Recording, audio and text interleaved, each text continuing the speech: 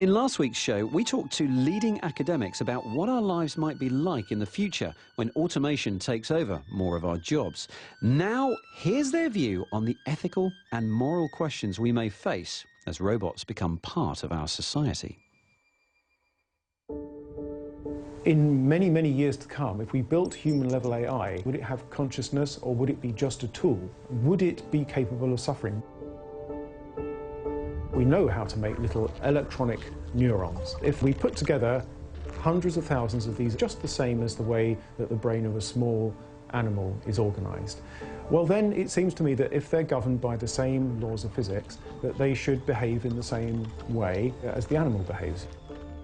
So there's no reason why we shouldn't be able to replicate all of the abilities of a human being. There may be some aspects of human cognition that are not computable. If I slap myself across the cheek, there's something that it feels like to be slapped across the cheek. And it isn't obvious to me how the execution of any computer program, on no matter how powerful hardware, will be sufficient to bring forth a feeling, a sensation in a machine. What every person has is this amazing complexity inside of them, which is just unique and profound. We have subjectivity, we have agency, we have thoughts and feelings. It's actually impossible to have the kind of relationship with a machine as you might another person, because there is a profound distinction between a person and a thing. I know that there are lots of people who make claims that if you get machines to imitate behaviors, and humans recognize that behavior and start relating to that mechanical entity in a particular kind of way, that shows some relationship. But the only reason why the human being is able to recognize and appreciate those behaviors is because, first and foremost, they are human beings. I think we could build things that are capable of suffering, that have consciousness and emotion, and we also could build things which are very sophisticated and capable, but that don't actually experience emotions of their own and are not capable of suffering. We don't have a moral duty towards that thing, so it wouldn't matter how we treated them. You could say, well, that's just fine. If people want to beat up robots in the privacy of their own home, provided they pay for them, that's not a worry. But I consider the extreme case where people are commissioning robots that look exactly like their ex-girlfriend or their boss, simply in order to beat them up. It's incredibly easy to make a robot that can pretend to suffer. If a robot pretends to cry, then 98% of people or so, they can't help responding to it, even if they know that it's a trick. Now, that's a massive opportunity for manufacturers and programmers to exploit people. We really need to discuss this before we're all terribly manipulated. If you can get people who are lonely or disaffected with relationships, you can actually build robots to meet that need. Then you develop an industry in of itself. If you can keep creating new needs and desires, then you can create more profits. The elderly argument is one that's often the background for a lot of development of robotics. If you say to people, would you like to be cared for by a robot in your old age? They tend to answer no. If instead you say, would you like us to develop sophisticated artificial intelligence technology which will enable you to remain independent in your own home for longer, they tend to say yes. Now, in many ways, those are just different ways of describing the same thing. But I think it's really important that we use the latter description, because with today's technology, the robots don't really care. They simply do a job that resembles caring.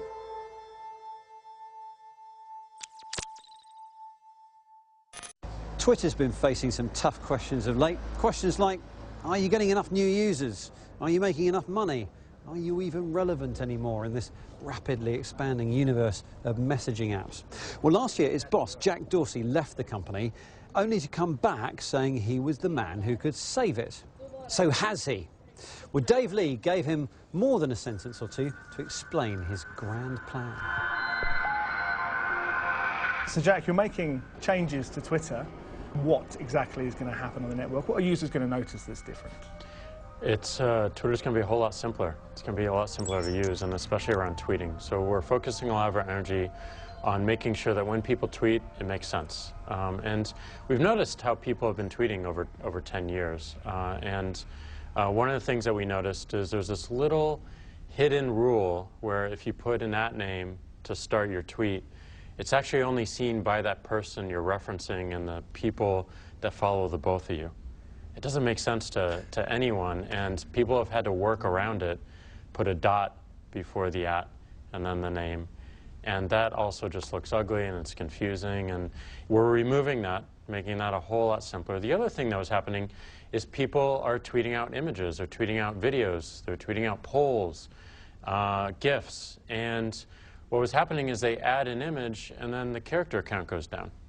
And it doesn't really make sense because they don't see a URL, they don't see any other text, they see an image. So we removed counting against anytime you add an image or media or a poll, and again, just making it a whole lot more visible and intuitive. Many people's reluctance to be involved in Twitter is still this sense that in many cases it's not a nice place to be on the internet.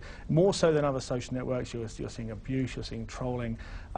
People might look at the change today and say, look, the length of tweets is the least of your problems. There's something wrong with the fabric of Twitter, and that it kind of harbors this kind of discourse online. How much of a concern is that, and what can you do about that? I don't think the negativity and the abuse and the harassment is unique to Twitter. I think it's an industry-wide, internet-wide issue that we all need to solve. And we did make it a priority for the company. So we have 5 priorities this year. 1 is refining and simplifying our product. 2 is around live video. 3 is around making sure that creators are coming to Twitter and they have the best tools to express themselves. 4 is around safety and making sure that people feel safe to express themselves. Give them very easy tools to mute and to block and to report. And then the 5th is developers. So all of these parts correspond to making Twitter better and making Twitter a better place to express oneself and also see what's happening now. The amount of tweets is by some measures going down. The user growth is either small or even non-existent in some quarters. What do you need to do to improve that beyond kind of smallish feature additions? What is it about Twitter as a social network, as the fabric of Twitter? What can you do to turn around what's happening to the company at the moment? Well, you know, a lot of these things may look small to people. They're really dramatic in terms of how people use them. And the series of small things can end up being massive in terms of their impact when taken into consideration and a full cohesion of everything that's out. So, you know, I do believe we're focused on the right things to make Twitter successful and to help Twitter thrive. I feel like every week I read a rumor story about someone to buy Twitter, someone to come in and buy Twitter, maybe whether it's going to be Google or Facebook. As the chief executive, are you open to Twitter being bought? Or is that just not part of your plan at all? We're focused on making Twitter amazing and making something that people want to use every single day. We are an independent company and we're thriving, and we want to continue to build that. And you want to stay that way? You don't? If Google came in with the checkbook and said, we're going to buy you out, we're going to take you off the market, so you don't have to worry about that kind of pressure, would that be appealing to you? We're focused on building our service.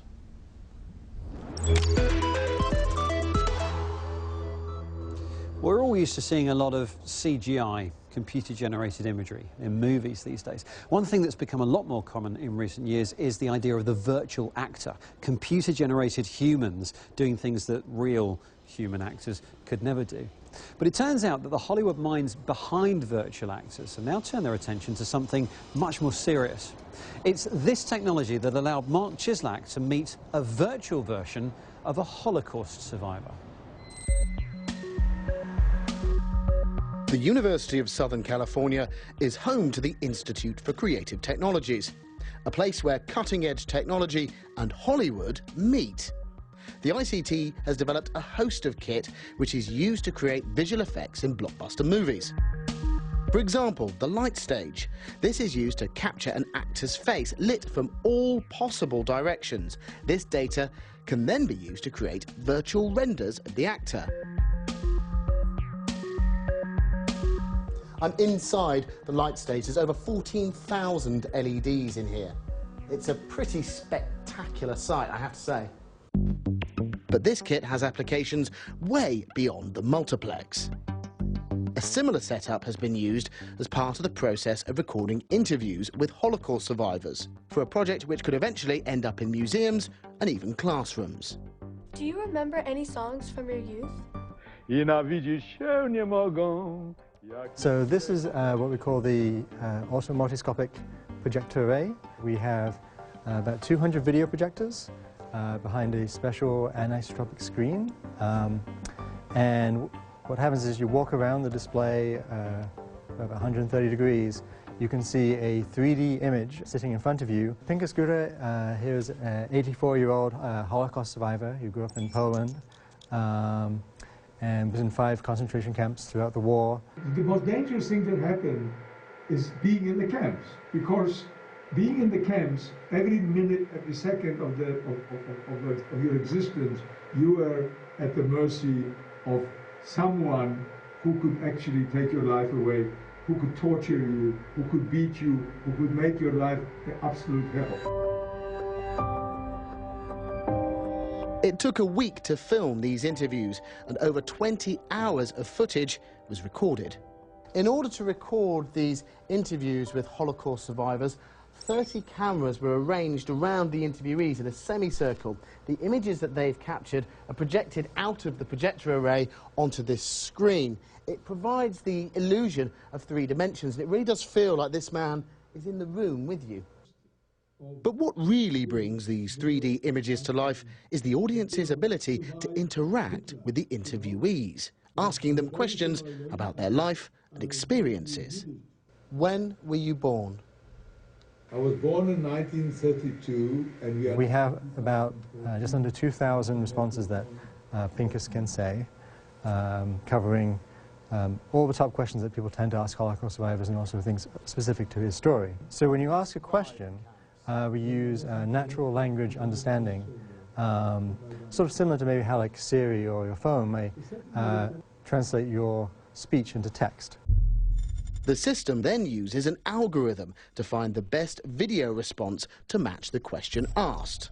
As you ask a question, we'll play a video response and then transition back to a listening pose, so it feels like you're having an actual conversation with this person. You can read about the Holocaust in a book, or you can see it on a movie or on TV, but until you actually interact with someone who has actually lived through this experience in person, it doesn't have the same sort of actual, like, the reality that this thing actually happened and how horrendous it was doesn't really quite hit you. They say if you ignore history, you're doomed to repeat it. And as survivors of the Holocaust age, interactive recordings like this one have the ability to keep their stories alive long after they themselves are no longer with us. From the beginning of the Nazis taking over Poland, it was a cauchemar, a nightmare from which you didn't wake up until the day you were liberated.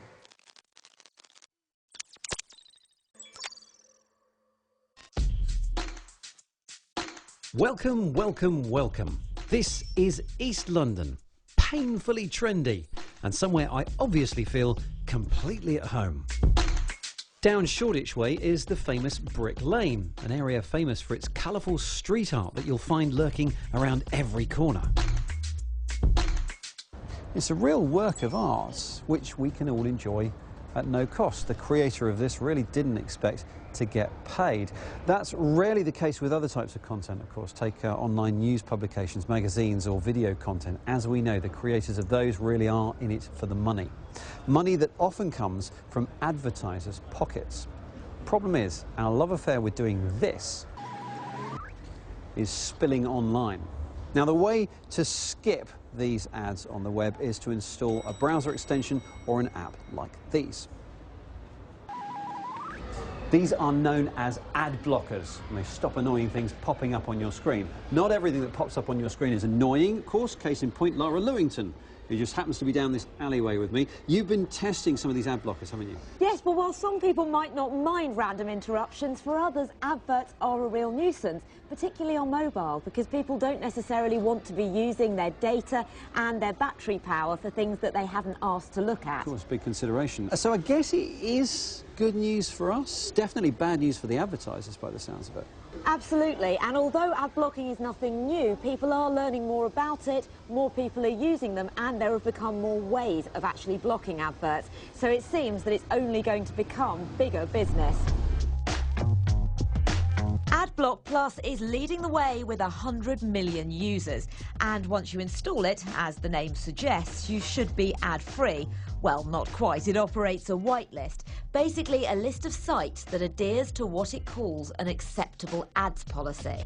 Acceptable ads is just a set of criteria, and those are criteria we developed with our users. If advertisers or publishers have certain ads that meet those criteria, they can be whitelisted, and then the top 10% or so of those advertisers are also charged a licensing fee for the work that we put into doing it. So if everybody starts to make ads that aren't disruptive in the future, you're saying your users won't mind. So why would we need ad blockers? Even if advertisers make improvements into the way that ads happen, there are still going to be a need for ad blockers out there, because the bottom line is there will still be a lot of really bad ads out there. But it's not just about bursting their bubble. The issue isn't a general dislike of adverts. Only about 10% of the company's users actually block them all. But they don't like distractions or the idea of companies tracking their data and habits, something ad blockers also aim to reduce. Some content providers are going so far as blocking user access if they detect that ad blocking software's in use. But the fight goes on. Now Opera has an ad blocker built into its latest browser. Apple recently allowed them to function on its mobile devices, and even mobile operator 3 is joining in. It's set to trial blocking ads at network level next month. But it's not all doom and gloom, at least not yet, because we haven't all downloaded ad blockers. But there certainly does seem to be a growing trend in doing so. Some papers tried shielding themselves from disappearing revenues by going behind paywalls. And if things don't get better, we may start seeing subscription models where you sign up for access to multiple publications in one place, or even using cash trails, where you pay nominal amounts each time you visit a site. Either would put an end to the freely available internet as we know it. Meanwhile, I've come to one of the UK's biggest online news publishers, where the issue of whether the news should be free has been going around and round for years. The Guardian is one of the most widely read online news services worldwide. It's free to access, and a significant proportion of its income comes from advertisers. I sat down with the man in charge of the digital ads on the site to see how big a problem ad blocking really is. It is a significant issue that we take very seriously. In Germany, for example, 80% of millennial males, so people that aged 18 to 34, have installed an ad blocker, and that just gives us a sense of where this could go. I think readers enjoy the content and probably don't think very much about the fact that it's advertising that is paying for the creation of amazing investigative journalism like the Panama Papers or WikiLeaks. Then there's the idea of the ad blocker, which is something that broadcasters or publishers can install to stop the ad blocker from blocking the ads. John Whittingdale, the Culture Secretary, referred to the ad blocking business model as a modern day protection racket, and that's because ad blockers will charge publishers and other media owners to be able to punch through that ad blocker and still deliver ads to the user who has chosen to block. So they're offering the opportunity to be on a whitelist? Yes, for a fee. And then the even crazier thing is that there are further services to the user to block the ad blocker. Ad blocker. Okay. So this is just an arms race. Going down an arms race doesn't seem to be a viable route. We'll just continue to escalate, and we don't want to circumvent users' choice to not see ads. We would much rather engage in a conversation with the user which says, hopefully the content that you're reading has some value to you, and if you value it, then we'd like you to contribute to that, either by seeing advertising or by paying us. At least one company is attempting to unite it all and change the face of the internet. PageFair is one of those ad blocker blockers, one of several out there, giving back the power to those publishers who are stung by the rise of ad blockers. But the companies say their philosophy is more about bridging the gap between content makers and the users. So what users are going to start seeing are far fewer ads, respectful ads that aren't snooping on their data, that aren't jumping around the page, that aren't using up all of their traffic because they take so long just for the ads to download. And also, very importantly, ads that behave in such a simple way that they can't expose the user's machine to any sort of security hazard. The publisher needs to keep showing ads because that's what pays the bill. But for them to give value to advertisers, they need to reduce the number of ads such that the ads that are shown are actually noticed. The way beyond ad blocking, where you get to decide what ads to show on this now uncluttered space where people have blocked out all of the other ads, once you can decide what ads you want to show beyond ad blocking, the answer is to limit the quantity of ads that are seen on that medium. And what that'll do is I think it'll cure what's called banner blindness. Well, whether the ad blockers or the ad blocker blockers win the battle, it seems that in the end, we're the ones that are going to come out victorious with a less cluttered internet experience.